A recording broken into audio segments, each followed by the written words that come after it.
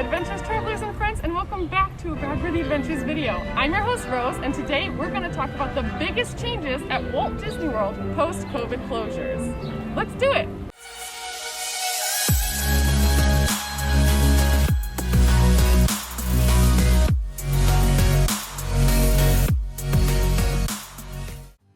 I was so excited to get back in the Disney parks and see what they would be like after the COVID closures. I went to Magic Kingdom, Hollywood Studios, and Epcot and spent a full day riding rides and testing things out. One of the first things I saw is if you do park at the parks, they are spacing out the cars in a way that when you get out of your vehicle, you will be socially distanced from the party next to you. They also have you parking much closer to the front of the entrances, and I didn't see any trolleys around, so we had to walk our way all the way into Magic Kingdom.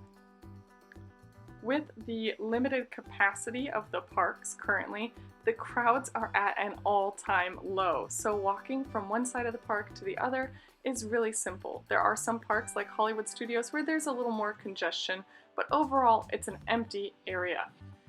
Around the park, you're going to see some interesting things like hand sanitizer stations all over the place, as well as trash cans where the little flaps have been pushed in so you're not touching as much. They're doing everything they can for social distancing. If you get sick of wearing your mask, you can go to a relaxation station where you can take it off and spend some time cooling down. However, I didn't really use that because I just took my mask off when I ate. They also have a ton of Disney character magic alive with impromptu parades and character interactions. I think in this 3 days I was at Disney, I saw more characters than I have ever seen on a Disney trip. And a lot of big characters too. Mickey Mouse, all the princesses. And interestingly enough, even though these princesses and characters are further away, I actually got to speak to them and talk to them more than I ever did before. On the downside, small playground spaces for little ones have been roped off and are not in use. So the play park in Epcot and some of the parks where you can play with items on the rides are no longer touchable. However, there's still plenty of shopping to do. Some of the shops, they have limited capacity in the store, like here in the Hollywood Studios Galaxy Edge, you could have one person in each of those stores. In Epcot, they've kept the Flower and Garden Festival merch around since some people did not get that in the midst of the quarantining. And when it comes to snacks, you gotta be aware some of the snack carts are not open. With less people in the park, it seems like they have limited the amount of vendor spaces they have available.